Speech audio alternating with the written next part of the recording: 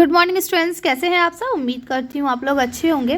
बेटा, जैसा कि आप लोग जानते हैं कि भाई 9th और 11th दोनों क्लास के पेपर स्टार्ट हो चुके हैं, तो उर्दू के जो आपके प्रैक्टिस क्वेश्चन पेपर हैं वो भी आ चुके हैं।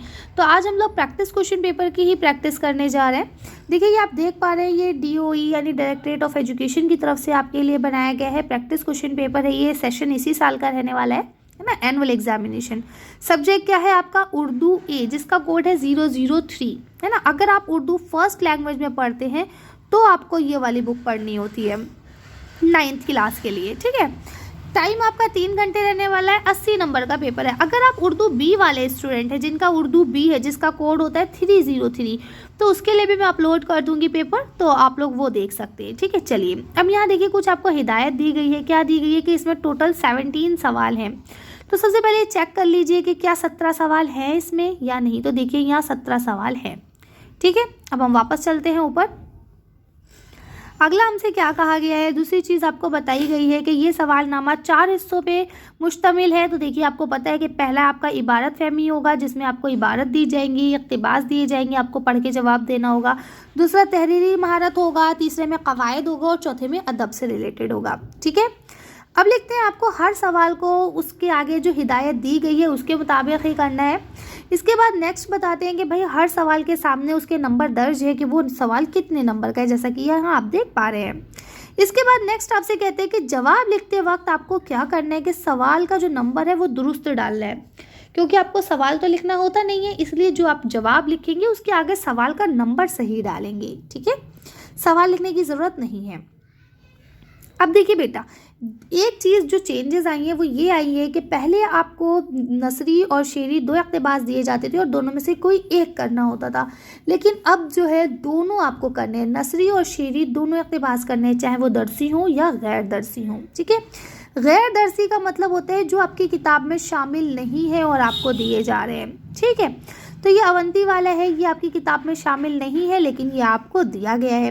तो इक़्तिबास आप खुद से पढ़ेंगे, इसका आप लोग स्क्रीनशॉट ले लीजिए और यहाँ पे अब आपको सवालों के जवाब देने हैं। जैसे पहला लिखा है, आदमी के सवाल का अवंती ने क्या जवाब दिया।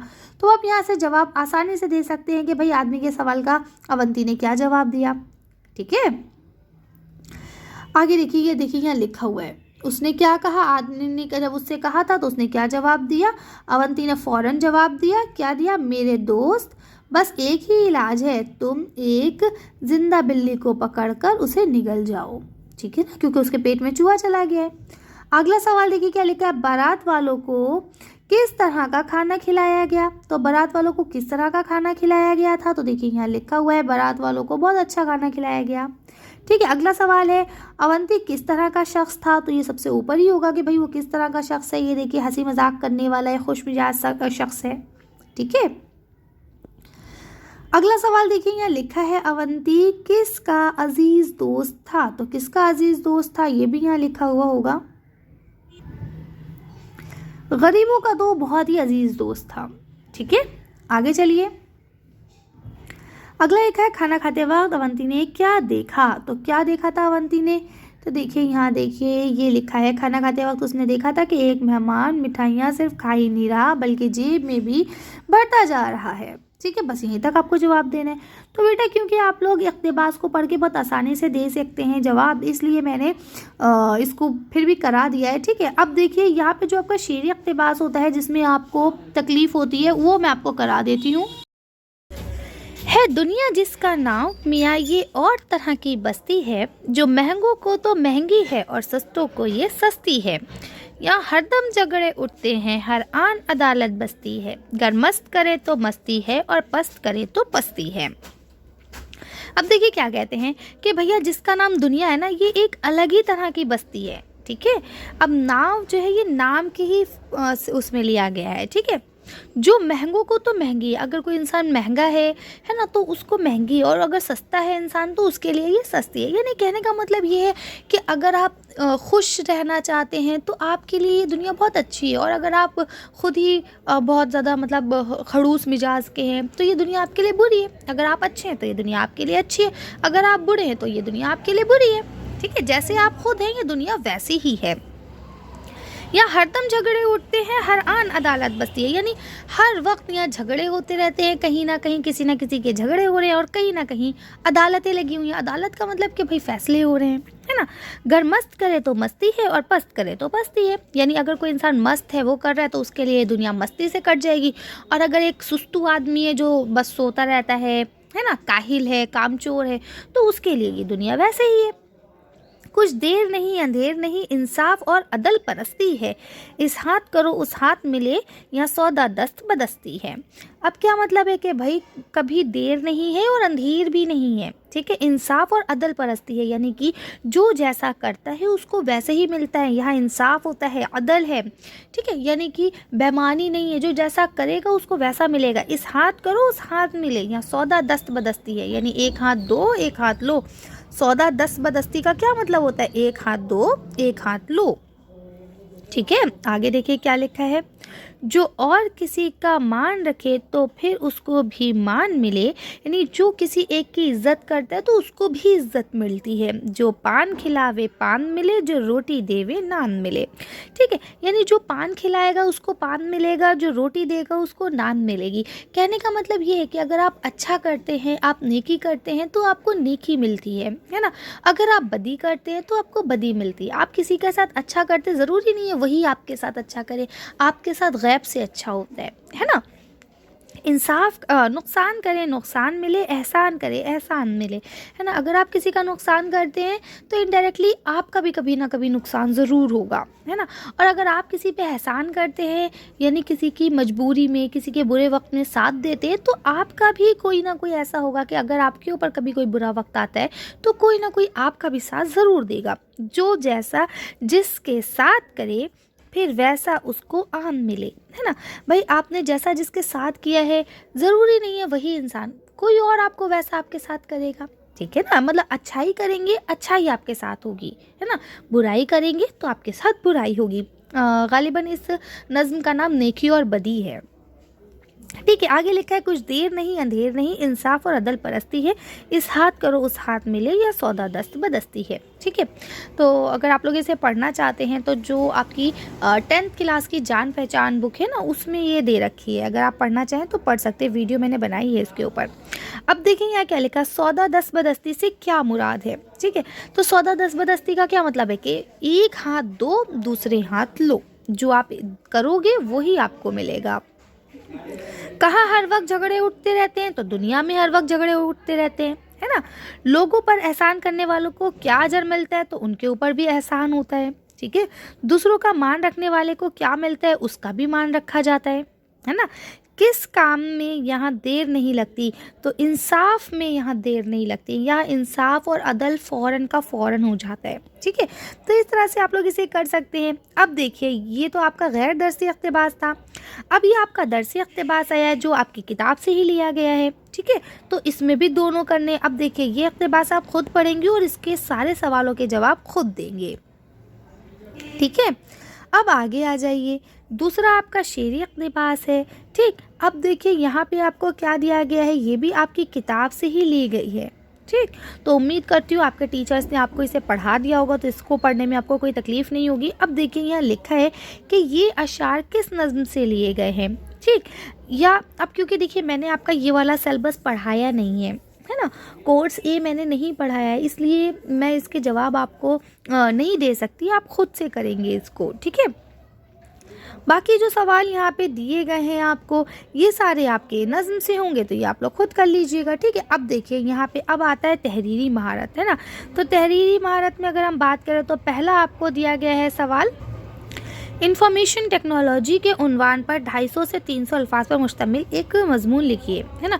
इंफॉर्मेशन टेक्नोलॉजी आपको किसको कहा जाता है, ये जो इंटरनेट है, कंप्यूटर है ना, ये सारी इंफॉर्मेशन टेक्नोलॉजी कही जाती है। तो इसके ऊपर आपको एक एस्से लिखना है बेटा। एस्से और ये एप्लीकेशन, ठीक है, दोनों के ऊपर मैंने अलग से वीडियोस अपलोड करी हैं। बहुत सारे आपके दरख्वास्त लेटर अपलोड हैं, बहुत सारे आपके मजमून अपलोड है ना। तो बहुत सारी चीज़ें आपकी अपलोड है, तो आप लोग वहाँ से देख सकते हैं।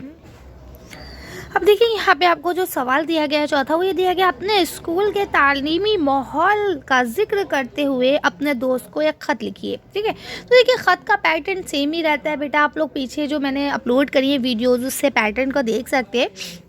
अब यहाँ पे आपको क्या करना है कि अपने दोस्त को बताना है कि आपके स्कूल में कितना अच्छा तालीमी माहौल है, किस तरह से अलग अलग लैब्स है, कंप्यूटर लैब है ना, साइंस लैब है, और पढ़ाई कैसे टाइम टेबल के हिसाब से चलती है, बिल्कुल सारे टीचर्स वक्त पर आते हैं, है ना। पढ़ाई के अलावा को करिकुलर एक्टिविटीज़ भी कराई जाती है, जैसे खेल कूद, पीटी, गेम, है ना, ये सारी चीज़ें भी करवाई जाती है। तो ये सब आप लिख सकते हैं। अब देखिए अगला सवाल आपको लिखा हुआ है कि भाई सर सैयद अहमद ख़ान की ज़िंदगी पर क्या करना है, आपको एक नोट लिखना है। ठीक है, सर सैयद अहमद ख़ान कौन थे, आपको पता है कि भाई अलीगढ़ मुस्लिम यूनिवर्सिटी जिसको आज हम जानते हैं, है ना, ये सर सैयद अहमद ख़ान ने ही बनवाई है, ये उन्हीं की देन है ना। तो आप ये पूरा लिख सकते हैं। और जब आप चैप्टर को पढ़ते हैं तो उसके शुरू में लिखा हुआ होता है सब राइटर्स के बारे में। ठीक, या इसके बाद आपसे कहा गया है कि रशीद अहमद सिद्दीकी का जो चारपाई है उसका आपको खुलासा करना है। ठीक है, दोनों में से जो सवाल आपको अच्छा लगे, इजीली आपको आता हो, याद किया हो आपने, तो उसको कीजिए। अच्छा देखिए बेटा, अभी मैंने 10th क्लास के क्वेश्चन पेपर अपलोड किए थे, तो बच्चों की ये बहुत ज़्यादा क्वेश्चन यही आ रहे हैं कि मैम हमने तो ये नहीं पढ़ा है, तो मैम क्या सारा पढ़ के जाएं या यही आएगा। तो बेटा देखिए, ये सैम्पल पेपर होता है, प्रैक्टिस पेपर होता है। यहाँ पर आपको सिर्फ ये बताया जाता है कि क्वेश्चन पेपर आएगा किस पैटर्न में, है ना। ज़रूरी नहीं है कि सिर्फ यही क्वेश्चन आएंगे, ज़रूरी नहीं है कि जो आपने पढ़ा है वो आए या ना आए। तो इसका मतलब ये कि ओवरऑल आपको पूरा बुक को पढ़ के जाना है ना, और समझना है कि क्वेश्चन किस किस तरह से आ सकते हैं, यानी सबक का खुलासा भी आ सकता है। तो आपको इस चीज़ को भी पढ़ना है, समझ रहे हैं। आगे आ जाइए। अब देखिए अगला सवाल यहाँ आपको दिया गया है, ये एक शेर दिया गया है, हम हैं मुताए कूचो बाज़ार की तरह, उठती है हर निगाह खरीदार की तरह। ठीक है, इस शेर की तशरीह कीजिए। अब देखिए यहाँ सिंपल सी बात है कि भाई हम यहाँ क्या हैं, हम एक बाज़ार की तरह हो गए हैं, है ना, एक खिलौने, एक टॉय की तरह हो गए हैं। इसीलिए हर निगाह हमारे ऊपर कैसे उठ रही है, एक ख़रीदार की तरह उठ रही है, यानी हमारे जज्बात, हमारे एहसासात की कोई वैल्यू नहीं है ना। हर कोई एक तरह से हमें ख़रीदना चाह रहा है, समझ रहे हैं। तो ये इसकी तशरीह आप लोग कर लेंगे, आपके टीचर्स ने भी पढ़ाया होगा। एक वाज़ेह तशरीह मैंने आपको बता दी जो सामने से है बिल्कुल। ठीक, आगे देखिए अगला लिखा है, नहीं तो दावत इनक़िलाब जो क़ता है उसके ज़रिए शायर क्या पैगाम देना चाह रहा है, उसके ऊपर आपको उसके पैगाम को लिखना है। मतलब दावत इनक़िलाब जो क़ता है वो क्या है, वो उसके अंदर आपको क्या सबक दिया गया है। ठीक है, दोनों में से कोई एक करना है। अगला सवाल ये कंपलसरी है, इसमें आपको ख्वाजा मीर दर्द के हालात ज़िंदगी पर एक नोट लिखना है। देखिए मीर दर्द हो गए, इकबाल हो गए, गालिब हो गए, है ना, और आपके सौदा हो गए, ज़ौक़ हो गए, ये बड़े बड़े शोरा हैं, इनके बारे में आ सकते हैं। तो आप लोग इन सबको पढ़ के जाएंगे। ठीक है, अब अगर हम तीसरे हिस्से की बात करें तो यह कवायद का काम है। तो देखिए यहाँ लिखा है,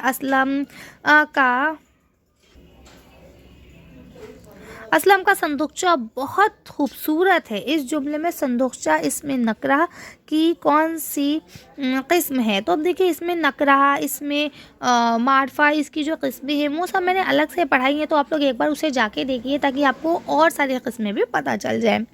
अगला देखिए यहाँ लिखा है, इब्ने मरियम हुआ करे कोई, मेरे दुख की दवा करे कोई। इस शेर में इब्ने मरियम इसमें ख़ास की कौन सी किस्म है। तो देखिए दोनों आपको इसम के बारे में पूछ लिया गया है। ठीक है, तो जल्दी से आप लोग एक बार जाके वो वाली वीडियो देख लीजिए, लिंक मैंने डिस्क्रिप्शन में भी डाल दिया है और आपके कमेंट्स में भी डाल दिया है। ठीक है, आगे आ जाइए 9वें क्वेश्चन पे। तो देखिए यहाँ लिखा हुआ है, वो लफ्ज़ जिनसे किसी शख्स या किसी चीज़ की ज़ाती खुसूसियत, हालात या कैफियत ज़ाहिर हो, उसे क्या कहा जाता है। ठीक है, या फिर सफ़ेद बिल्ली के साथ बच्चा खेल रहा है। इस जुमले में सिफत की निशानदेही कीजिए। अब आपको पता होना चाहिए कि भाई सिफत किसे कहते हैं, जो किसी की तारीफ़ बयान करें, है ना। सिफत में अच्छाई या बुराई दोनों हो सकती है।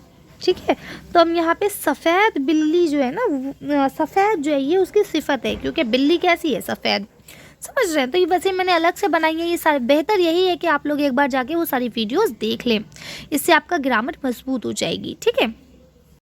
अगला सवाल देखिए, यहाँ लिखा है खड़ी की खड़ी रह जाना मुहावरे को जुमले में इस्तेमाल कीजिए। टुकटुकी बांध कर देखना, मायके मायने लिखे, दोनों देखिए मुहावरे हैं। खड़ी की खड़ी रह जाना यानी कि किसी चीज़ का हाथ से निकल जाना, है ना, देखते ही रह जाना किसी चीज़ को। और टकटकी बांध कर देखने का मतलब होता है बड़े गौर से देखना किसी चीज़ को। ठीक, अब देखिए बेटा क्या है कि ये आपके मुहावरे, मैंने आप लोगों के लिए एक अलग से वीडियो बनाई, उसमें तकरीबन 100 से 150 मुहावरे मैंने आपको कराए हैं, उनके मीनिंग बताए हैं, उनके जुमलों में इस्तेमाल करवाए हैं। तो आप लोग वो देखिए ताकि आपको और अच्छे से समझ में आ सके कि यहाँ पे क्या बात हो रही है। ठीक है, आगे चलते हैं। देखिए यहाँ आपको क्या लिखा है, मैं घर जा रहा हूँ। इस जुमले में ज़मीर की कौन से किस्म का इस्तेमाल हुआ है? आपको पता है कि ज़मीर की कितनी किस्म होती हैं, है ना। तो अब कौन सी किस्म है? मैं, अपने लिए इस्तेमाल किया गया है। ठीक है ना, तो देख लीजिएगा। ज़मीर की तारीफ अब बयान कीजिए। अब आपको पता है ज़मीर किसे कहा जाता है? प्रोनाउन को कहा जाता है। ठीक है ना। अब ऐसे देखिए आगे लिखा है, नाजुकी उनके लब की क्या कही है, पंखुड़ी गुलाब की सी है। इस शेर में कौन से सनत का इस्तेमाल हुआ है? तो आपको पता है भैया, इसमें तशबीह का इस्तेमाल हुआ है। हर बार यही तरह का क्वेश्चन पूछा जाता है। हंसी अपनी उबाब की सी है, ये नुमाइश शराब की सी है। ठीक है, तो इसी गज़ल के ही क्वेश्चन पूछे जाते हैं जनरली, तो आपको पता होना चाहिए तशबीह। अब तशबीह क्यों है, इसके लिए आप लोग जाके वीडियो देखें। अगर मैं इसमें बताने बैठ गई तो ये वीडियो बहुत लेंथी हो जाएगी। ठीक है, आगे चलते हैं।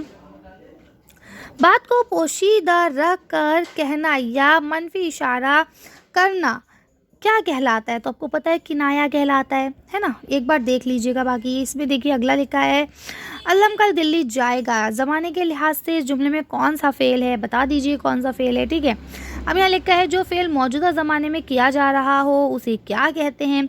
तो एक गर्ज़ के आपका इस्म, सिफ़त, ज़मीर, फ़ेल सारी ही आ गई। तो आप एक बार जाके चारों को देख लीजिए, चारों इंपॉर्टेंट है। अब ये हिस्सा दाल जो है ये आपके बुक का है। ठीक है, तो इसमें मैं आपकी कोई मदद नहीं कर सकती। ये सारे सवाल आपको खुद ही करने हैं। मैं पढ़ के बता देती हूँ, समझा देती हूँ, एक्सप्लेन कर देती हूँ। जवाब आपको खुद ही देने, क्योंकि ये बुक मैंने अभी आप लोगों को नहीं पढ़ाई है, तो ये सवाल जवाब मेरे जहन में नहीं है। ठीक है, नसीर की बीमारी का क्या सबब था? तो आप बताइए नसीर की बीमारी का क्या सबब था, क्यों पड़ा था वो बीमार? देहात की ज़िंदगी किसका मजमून है? आपकी किताब में एक मजमून होगा जिसका नाम है देहात की ज़िंदगी, तो उसको लिखने वाले कौन है बताइए। ठीक है, अगला लिखा है, शहजादे के गायब होने पर कनीज़ों ने किस तरह अपने गम का इजहार किया, है ना। तो ये कोई दास्तान आपके बुक में होगी, दास्तान का कोई हिस्सा छोटा सा आपकी बुक में लिया गया होगा, तो उसमें शहजादा जो है वो गायब हो गया होगा, है ना। तो अब जब वो गायब हो गया तो उसकी कनीज़ का मतलब होता है नौकरानियाँ जो उसके साथ रहती हैं, उसकी देखभाल करती हैं, है ना। अब जब वो शहज़ादा गायब हो गया है तो वो किस तरह से अपने गम का इजहार करती हैं वो आपको बताना है। अगला लिखा है, राह वफ़ा की मंजिल अव्वल हुई तमाम, ये कहकर शायर ने किस तरफ इशारा किया है? तो अब आप बताइए कि किस तरफ इशारा किया। इसका दूसरा मिसरा क्या है वो भी देखिए, है ना। आगे लिखा है, जो हम पे गुजरी सो गुजरी मगर शब हिजरां, हमारे अश्क तेरी आक़िबत संवार चले। ठीक है, इस शेर का मफ़हूम अपनी ज़बान में बयान कीजिए। देखिए मफ़हूम बयान करने का मतलब भी यही होता है कि उसकी तशरीह कीजिए, है ना। ये शेर क्यों लिखा गया है, क्या माने हैं इस शेर के, शायर इस शेर में क्या कहना चाह रहा है। ठीक है, अगला सवाल देखिए, फिर आपका एक शेर का सवाल है। इसमें लिखते हैं, मेरी सिमत से उसे ए सबा। ठीक है, मेरी सिमत यानी मेरी तरफ से, ए सबा, सबा किसे कहते हैं? ठंडी हवा को, है ना। ये पैगाम आखिर गम सुना। ठीक है, यानी मेरी तरफ से जाके उसको ये पैगाम, आखिर ये जो पैगाम है ये आखिर है, बिल्कुल लास्ट का पैगाम मैं भेज रहा हूँ। और कैसा पैगाम है? गम का पैगाम है। उसे सुना जाके कि अभी देखना हो तो देख जा कि ख़िज़ा है अपनी बहार पर, है ना। कि ख़िज़ा मतलब क्या होता है? बर्बादी, है ना, पतझड़। वो किस पे है? वो अभी अपनी बहार पे है ना। अभी ख़िज़ा ठीक चल रही है, यानी बहार का मौसम है, अभी ख़िज़ा नहीं आई है। अगर तुम्हें आगे देखना है तुम भैया देख जाओ, वरना फिर क्या है, हम मर जाएंगे, है ना, तुम देख नहीं पाओगे हमें। ठीक है, तो ये आपको पता है इसमें सारी इश्क हकीकी और इश्क मिजाजी बातें होती हैं। ठीक है, अब देखिए यहाँ लिखा है, इस शेर में शायर ने सबा के ज़रिए अपने दोस्त को क्या पैगाम भेजा है? तो उसको भेजा है कि भाई मैं बहुत बीमार हूँ और जो मेरी ख़िज़ा की हालत है, ख़िज़ा मतलब होता है पतझड़, है ना, बुरा हाल जो है वो क्या है, अपनी बहार पर है, बिल्कुल अरूज पर है, चोटी पर है। अगर देखना हो तो अभी आके देख जाओ, है ना, वरना हम मर जाएंगे, बिल्कुल आखिरी वक्त है हमारा। ठीक, अगला देखो, ये लास्ट सवाल जो है आपका सवाल नंबर 17, गीत सिन्फ पर एक नोट लिखिए। देखिए बेटा, ये मैंने आपको बताया है, खैर 10th क्लास से बात हुई थी इस बारे में कि आप लोग जो ये आपके असनाफ़ सुख़न है जितने भी, है ना, चाहे वो नसरी हो या वो शेरी हो, मतलब नसरी में अगर बात करें तो दास्तान, नावल, अफसाना, ड्रामा, है ना, खाका, इंशाइया, जो भी आपकी नसरी हैं, या अगर शेरी है, नज़्म, गज़ल, ठीक है, गीत, मरसिया, मसनवी, कसीदा, जो भी आपकी किताब में शामिल हैं, उनके ऊपर एक एक शॉर्ट नोट तैयार कर लीजिए। सबको सरसरी तौर पर पढ़ लीजिए कि क्या होता है, किसे कहा जाता है। मेरे चैनल पे भी सारे शॉर्ट नोट्स बने हुए हैं, अगर आप लोग देखना चाहें तो देख सकते हैं। तो ये था एक आपके क्वेश्चन पेपर की छोटी सी वीडियो। उम्मीद करती हूँ आपको समझ में आया होगा। मेरी तरफ से आप सबको ऑल द बेस्ट, अच्छे से पेपर कीजिएगा। अगर कोई डाउट है, कोई कन्फ्यूजन है, कोई क्वेरी है, तो आप लोग मुझे मैसेज कर सकते हैं, कमेंट कर सकते हैं। ठीक है, चलिए मिलते हैं नेक्स्ट वीडियो में। Thank you for watching.